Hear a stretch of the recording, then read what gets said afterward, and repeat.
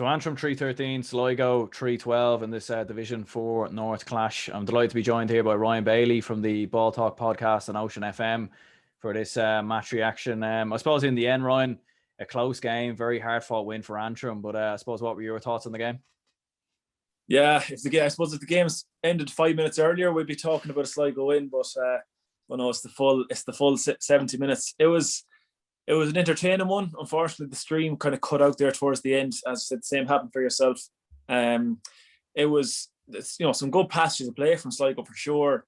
The fact that it was 313 to 312, 3 penalties for Sligo kept them in it to a certain extent. But I think Tony McIntyre spoke after the Leitrim game. He was happy with some things, wanted to work on others, and you can even see it today. It was similar to the Leitrim game in that sense that getting the likes of Niall Murphy, the talisman, back into the team is huge, and him going well and scoring, I think 2-4 today, 2-3 from place balls. So positives and negatives to take from it. Yeah, and I suppose obviously since Tony McIntyre's come in there, he obviously got that win over Leitrim last weekend, and I suppose it would have been another kind of, not necessarily a statement win as such, but it would have been a big win for yourselves because you would have probably more or less then secured a promotion playoff. So I suppose it was definitely, there was a lot on the line there, I suppose, going into the final 5 to 10 minutes of the game. Yeah, this is where I was going to give either Sligo or Antrim an advantage. And I suppose, especially with Sligo, the fact that, as you said, it's Tony McIntyre's first year, there's a lot of lads, either new into the panel or in their second year, and they had a very short season last year too. So today was, Sligo are basically going into a quarter final now against Louth. We saw Louth bet Leitrim by, I think, 9 points today. So Antrim have the next game where they can kind of use a few more players against Leitrim, get a few more lads game time, and just get the legs back and pumping, because as you know yourself, the 2 games played in the league now, bar maybe 2 or 3 challenge games, that's all the guys have played, and there's fellas getting used to playing with each other. Niall Murphy is back in, as I said, this year, getting used to playing with lads that he may not have played before. Peter Naughton coming in from Knockmore is another one. So, it would have been a good chance for Sligo to kind of steady the ship and take the shackles off a wee bit. But it's, as I said, it's basically a league quarter final next week now against Louth, and away from home as well as today is going to be an interesting one. Yeah, and I suppose looking, you're kind of alluding to it there, Noel Murphy with 2-4 and Sean Carroll with 5 points. I suppose there is definitely plenty of talent in that Sligo team. And I suppose I don't know, it's a hard one for myself because I haven't really seen Sligo play too often, unfortunately. Obviously, you had that COVID situation last year, and I suppose it kind of ended a bit badly, I suppose, last year in Division 4. But you definitely have plenty of potential there. And I suppose it's all about just kind of building momentum now, I suppose, ahead of, this league and obviously the next couple of years as well. Yeah, yourself, you'll speak to any man from any county in the country and they'll say they've good footballers there, because I know the Sligo players better than you do, and same with the man today from Antrim, say, or Leitrim or wherever. But especially in the forward line, Sligo has some standout names that a lot of people will know around the country. The likes of, as you say, Carabine today and Murphy as well. Everyone knows Red Oak Murphy's name. You've got Liam Gaughan to come back into the fray as well. So plenty of guys there, and it's just about getting them to gel together, I suppose. And, hopefully with the new management, with Tony McIntyre as well, that they can get that right balance, get that right balance in the forward line and get everyone working together on the same hymn sheet, because it's coming in spurts so far this year. I was actually at the game, at the Sligo and Leitrim game, and you saw Red Oak and Niall Murphy linking up together it was the first goal, and Cian Lally is going very well now at the moment as centre forward too, so they can get the right balance there. Definitely going to, there's no question why they can't ask questions of Mayo in the Connacht Championship. Yeah. Well, I suppose it'll be an interesting one, all right. And I suppose since Tony McIntyre's come in there, it'll be interesting now, because obviously, he's a very famous footballer that played for Armagh. Mickey Harte, of course, manager of Tyrone. You'll both come up against each other now next week, of course. Tony McIntyre against Mickey Harte, I suppose, a bit of an old rivalry, I suppose, there in many ways. It's definitely going to be an interesting one going up against them. Yeah, 100%. I think there were the 2 managerial changes that really stood out and made people look at Division 4 this year, and the fact that they're 2 Ulster men and drew themselves in the competition as well. Mickey Harte going to Louth, you said McIntyre to Sligo, and there was a few names going around for both counties for management. So it's there's a lot to play for in the game. But as well as that, you've got the off the field and on the sideline thing with the two Ulstermen as well. So it is going to be very interesting now for the final day. And what do you see even like as an expectation, I suppose, for Sligo in like 2021 as a whole? Like obviously you're alluding to it there, playing Mayo in the championship, which is obviously going to be a very tough game. Like Mayo, obviously, All-Ireland finalists last year. So what would you see as like a realistic expectation for Sligo? Is it just to get promotion, or what would you be looking at? Yeah, like everyone has their own expectations, I suppose, and I can only go from my own opinion, and it's just improvement. Just improvement. As I say, getting players to gel together, and it's a fairly young Sligo team. You see, Keelan Cawley, the captain there, is one of the more experienced heads in the panel. Like Pat Hughes is to come back in as well, and like it's not like Pat Hughes is in the swan song of his career or something. He's still a footballer that's probably in around the age of his prime now. So there's a lot of young lads there. I heard on the stream today on GA Go, they were talking about the Sligo minor team of 2015. Lads like Eddie McGuinness, Paul McNamara, Sean Carabine, Liam Gaughan.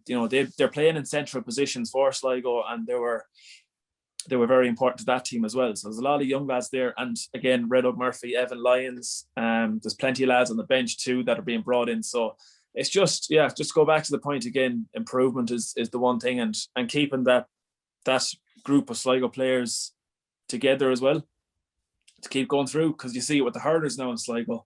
I think I saw on Twitter during the weekend, and I was at the game myself as well. I think the oldest player on the panel is 26, 27. There's a lot of young lads there. Average age of the team that started the last year, probably talking 22, 23. So that's what they're doing with the hurlers, bringing that group of young players through together as one. And if they keep them going for 4 or 5 years, then they won't drop off. They'll keep going, because success might eventually come. So hopefully the same can go for the footballers.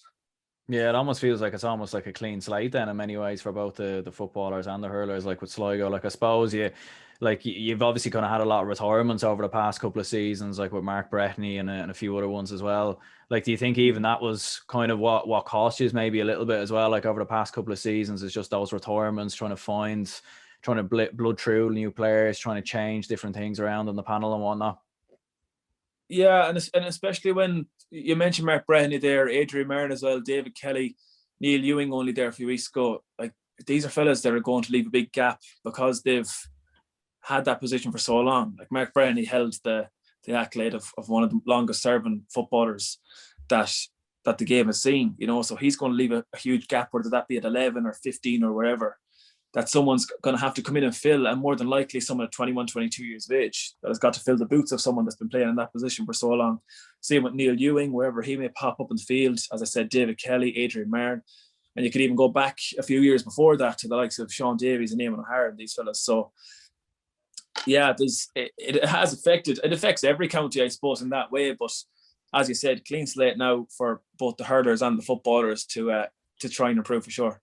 And I suppose like for Antrim obviously today, like that late goal as well, like what do you kind of see maybe as the turning point in that game? Was it inexperience maybe from that young Sligo team? Like you definitely, like we were kind of saying off air, like kind of in the closing minutes you had that lead, you were looking like you were going to see it out and potentially win the game and then seal a promotion playoff pretty much. So what do you think was a turning point in the closing minutes? I know obviously, like you said, the GAA Go stream kind of went off on us, but what do you think anyways?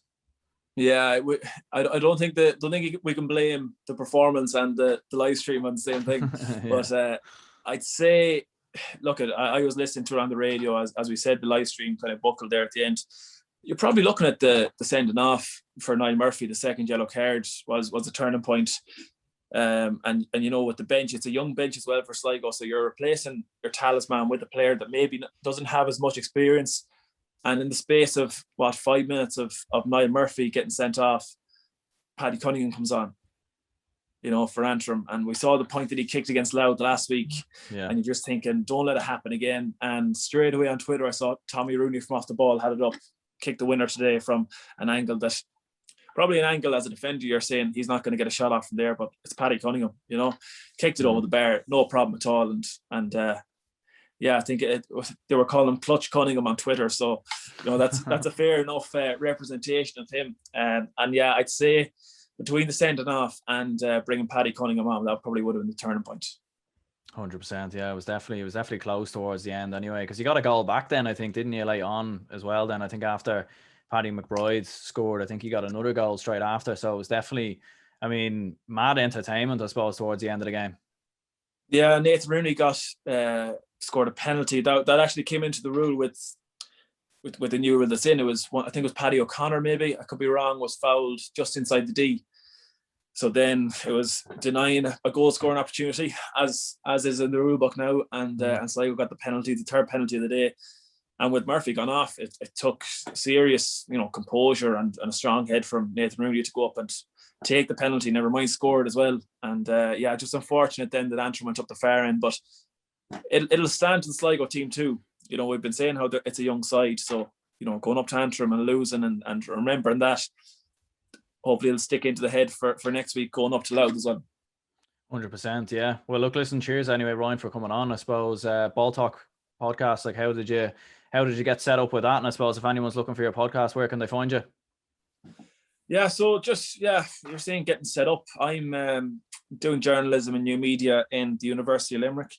So I think it was around April time, late March, April last year. I said might give it a go at starting up a podcast. It seemed to be a bit of a trend going around starting up podcasts. So I said I'd give it a go. And I suppose starting it off was the daunting part. Do I just do it on Spotify? Do I go into YouTube? Do I want people to see my face? But once you start it, you're going to keep going from there. It's growing steadily, kind of honing in on more local stuff now. Took a bit of a break there the last few weeks with the college, well, not exams, assignments finishing up and that. So hoping to kind of bring podcasts and commentating duties over the summer together and hopefully bringing out a few good ones in the next while. And as you said, where they can find me, Instagram page is Ball Talk Podcast, same name on YouTube as well. Perfect, Ryan. No bother at all. Well, look, listen, I'll link it down below anyway for anyone to check it out. And look, listen, cheers for coming on.